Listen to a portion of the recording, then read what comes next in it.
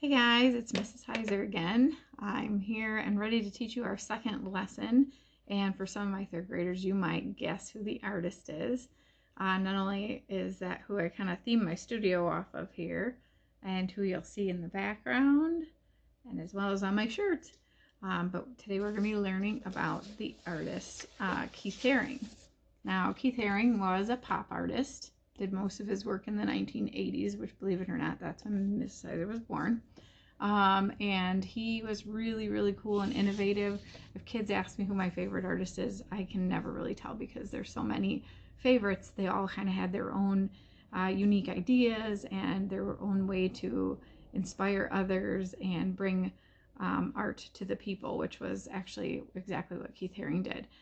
He believed that art was not just for museums, but he wanted to bring it to the people. So he would work in the subway stations in New York City, and the big billboards where advertisements were, he would use those and do his art in them. So actually in this book that I have, Keith Haring, I Wish I Didn't Have to Sleep, it actually shows him working, and him in the subway stations in New York City, right here. So you can see him there, and people would stop and watch him work.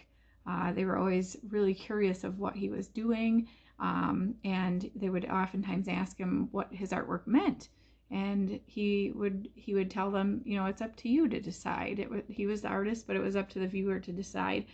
So we're going to kind of try to use him as inspiration for our own piece today, and making a piece that maybe is a statement about what's going on in the world today. And I'm going to show you a piece that I made, and we're going to create one together.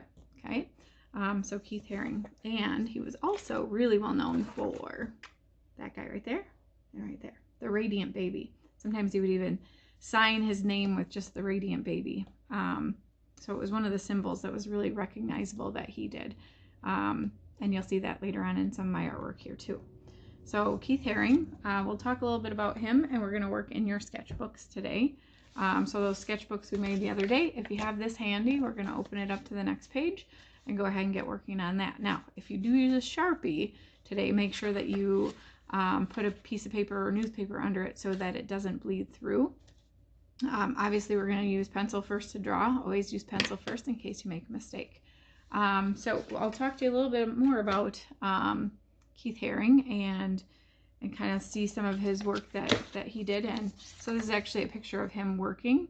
And he would take his brush and he really trained his hand. He'd work really fast. Like when he was working in those subway stations in New York City, he'd try to work super fast because he really wasn't actually supposed to be working there. It wasn't until a lot later that people would commission him to do work. So he actually got hired around the world, all over the world. You could see his murals and his artwork on many things.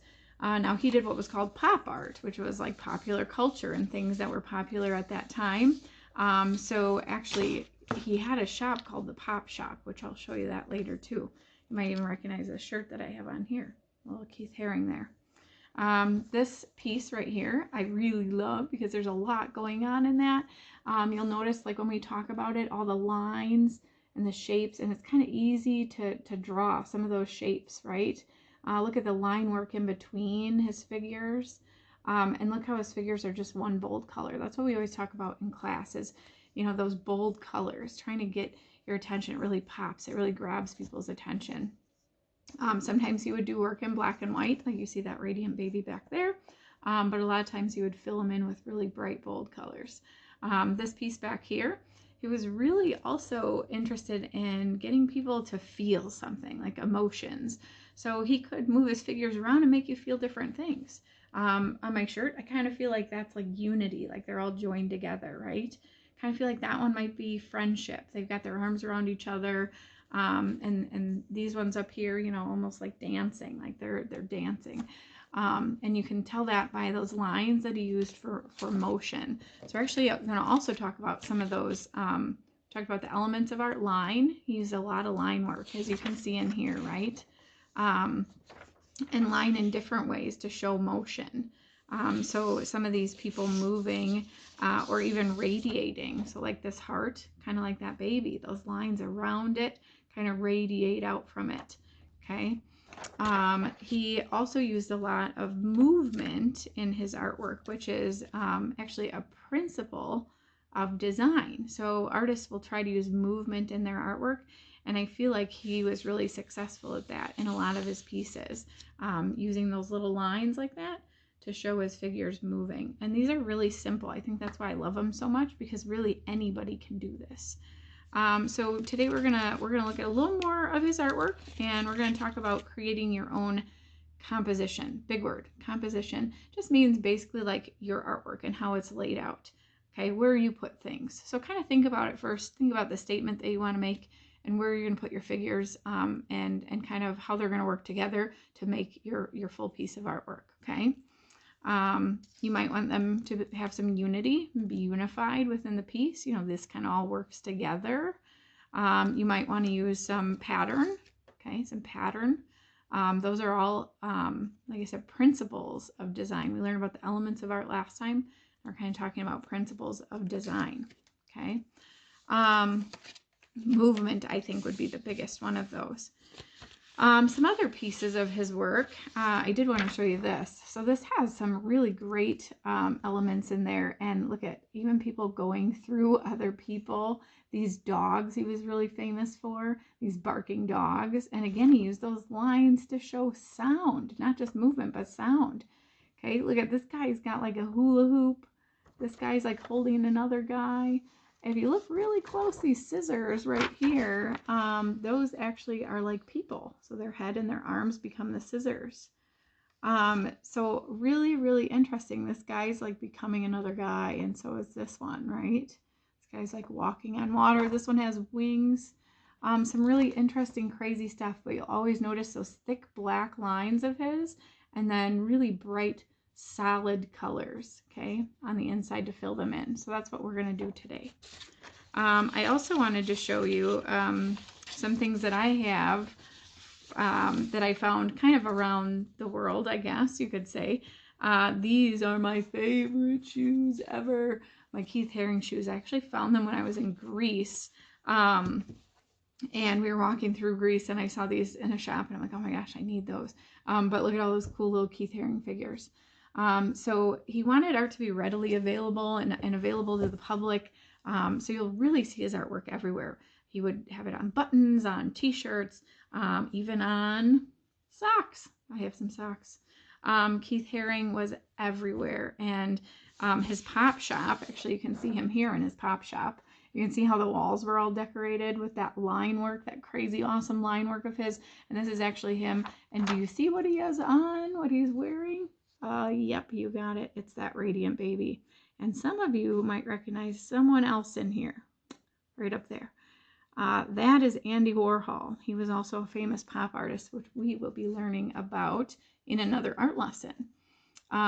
Unfortunately, the pop shop no longer exists, but you can find all of his stuff online, Amazon, even Target. One of my former students, Emily, said that this guy was at Target, so guess what? I had to order it.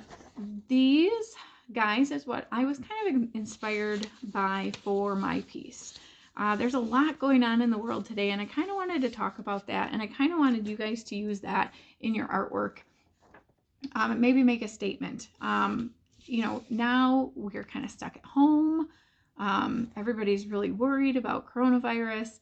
And maybe some people aren't so worried about it, but you're still stuck at home. You're still doing things at home with what you have at home. You're not really seeing your friends or your parents, or, well, you're seeing your parents, but your grandparents maybe not.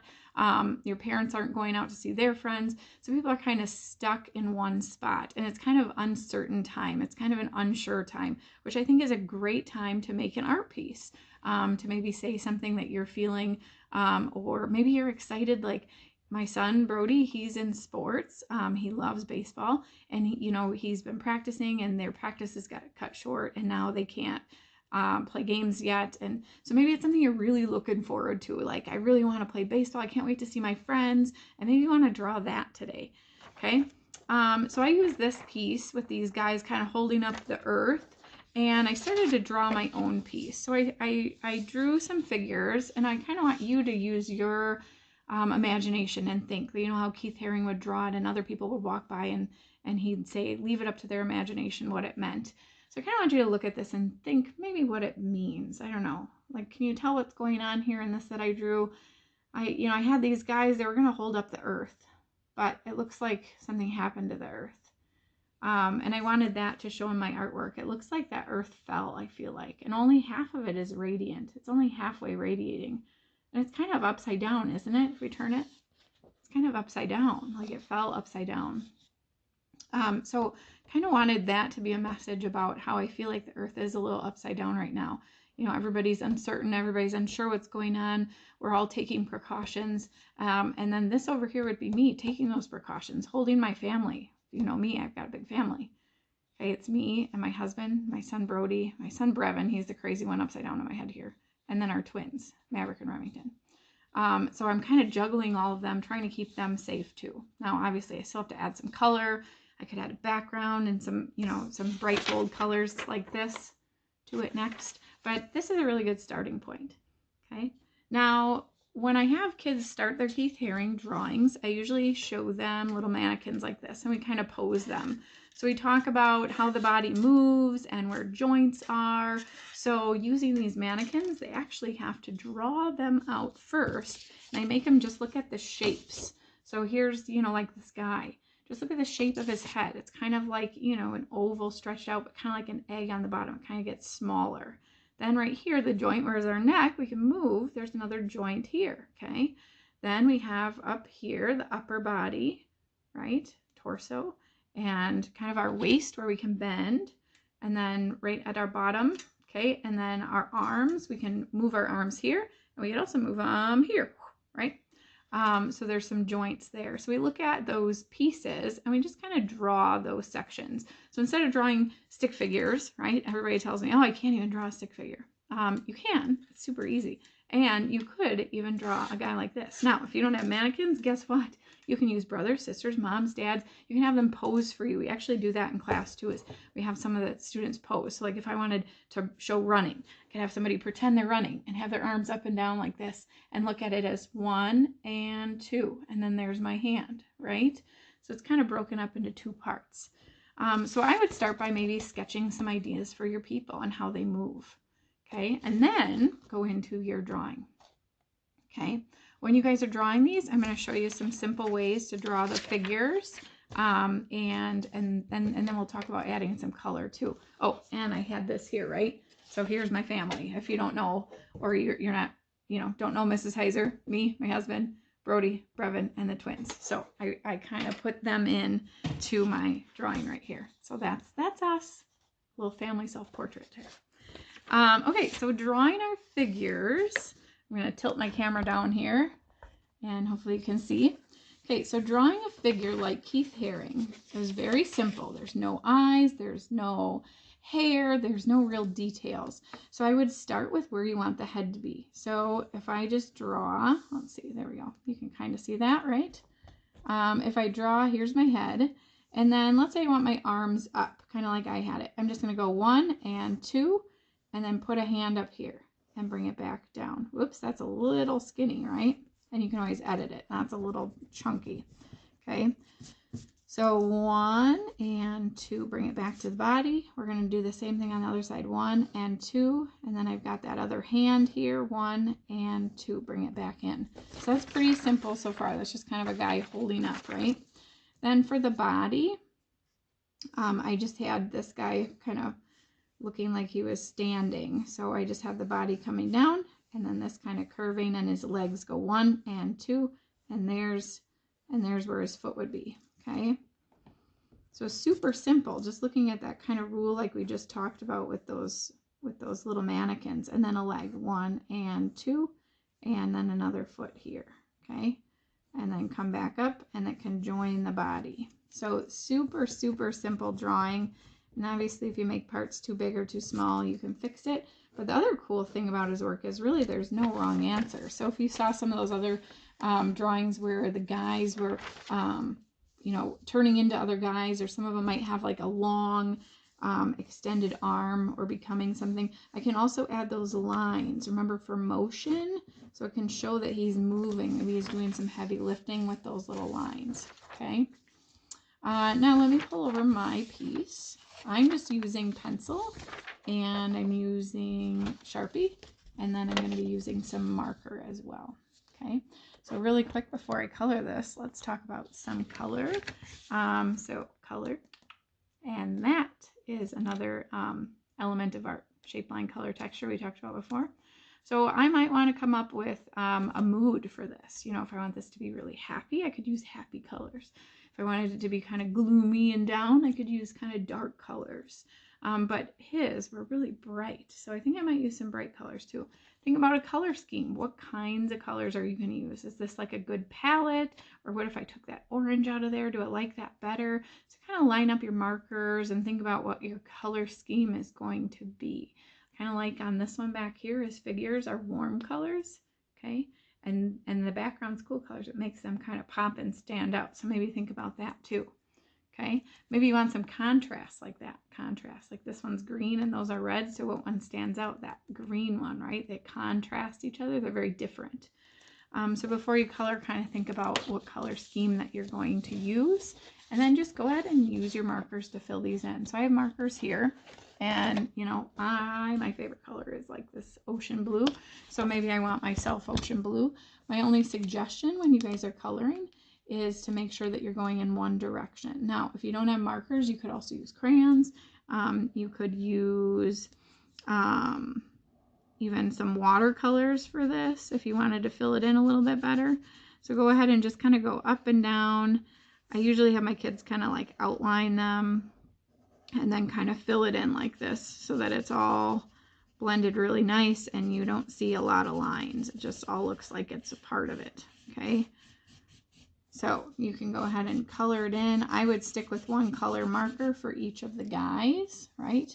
You know, maybe these I do different colors, or maybe they're all different like shades of blue, so that they all kind of go together. But I'm also probably going to want my earth blue, so maybe I want to think about doing some different colors, okay?